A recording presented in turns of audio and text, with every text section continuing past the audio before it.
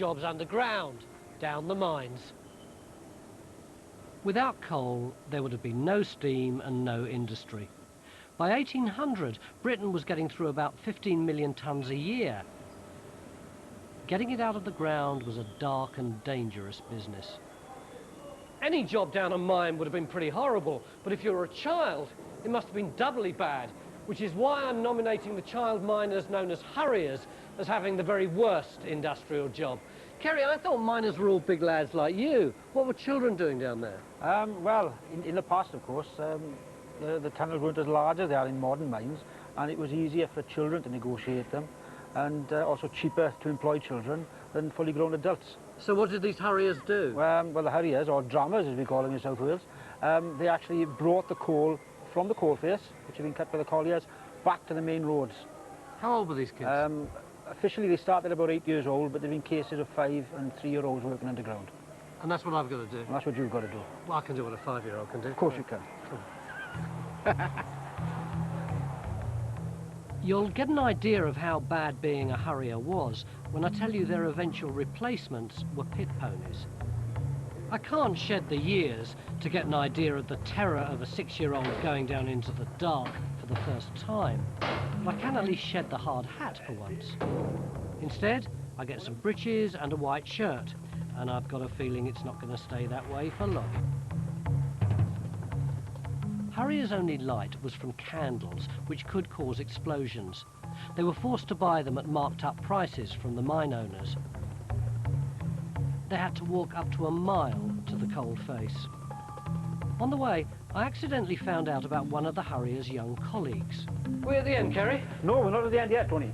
Well, what's this thing here then? This is a ventilation door. It's a door? It's a door. You can hardly see it in the dark. Why do you have doors in mines? Well, mines have to have doors. It directs the ventilation around all the workings. So does it stay shut all the time? Yes, except when there's coal coming out, and then obviously it's got to be opened and then closed behind again. So who opens and closes it? A young child. They were called trappers, or door boys in South Wales.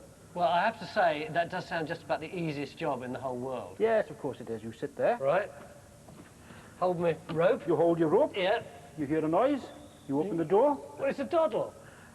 Now then, do it in the dark. Yeah. With rats scurrying around. It is totally different. As soon as the lights go out, you feel the cold. You feel so isolated. You can turn the light back on now, Kerry. It's weird the difference it makes. Imagine a little child being stuck sitting down there. How many hours a day? Up to 12 hours. And presumably they'd be the first person in. They'd be in first thing in the morning, and then they'd have to stay there until the last collier left in the night.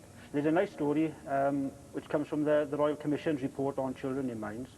And the commissions were actually visiting a colliery, and they came across a young trapper called Mary Davis in the Merthyr Tydfil area, and she was actually sleeping by the air door. When they woke her up, she said that the rats had run off with her bread and cheese, and she was so upset, being in the dark on her own, she closed her eyes and went to sleep to forget about it all. But darkness, rats and long hours were just the start for the hurrier.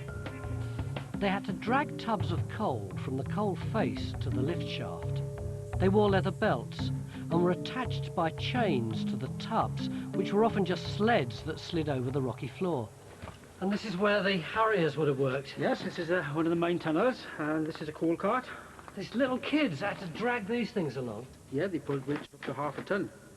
But apart from the weight, it's the dust. Their clothes must have got filthy. And they got dripped and everything else. So they had a solution for that in the north of England. Which was? Not to wear any clothes. You're kidding? I'm not kidding. The women usually kept their clothes on from the waist down. Yeah. But the men would work stark naked. Am I allowed to keep my trousers on? Oh, sure. Okay. So what do we know about these children and the work that they did? Well, one of the best descriptions we've got is of Edward Edwards, aged 7 years old, of Britain Ferry. He described his day's work.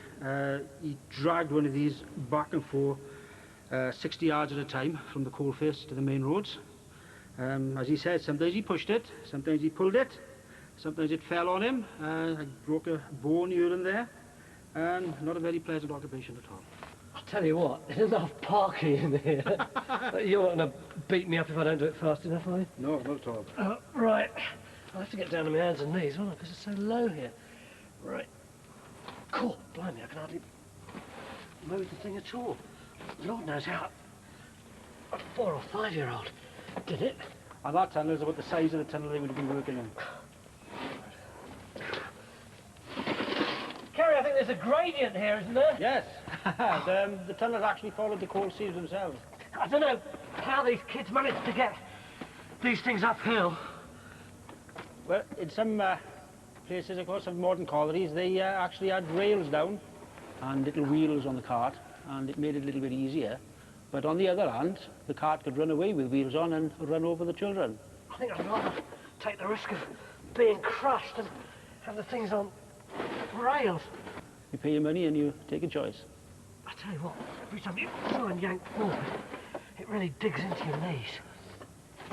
How long would they have been doing? How long would they have been doing this for at a time, Kerry? Well, up to 12 hours a day.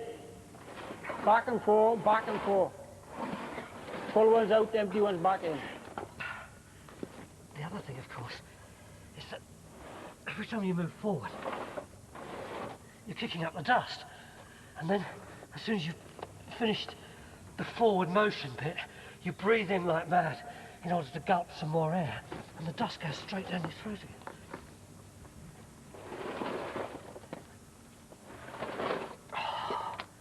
The rubble laid down after the mine closed makes pulling the tub even harder. But then I am a few years older than the average hurrier. That is a horrible job. It's really disgusting. There's all the dust coming up, choking you. I've got blood on my knee from somewhere. I've got a cut on my hand there. But without all those little children pulling these trucks miles and miles through those dark passageways, the captains of industry would have been literally powerless. But next time,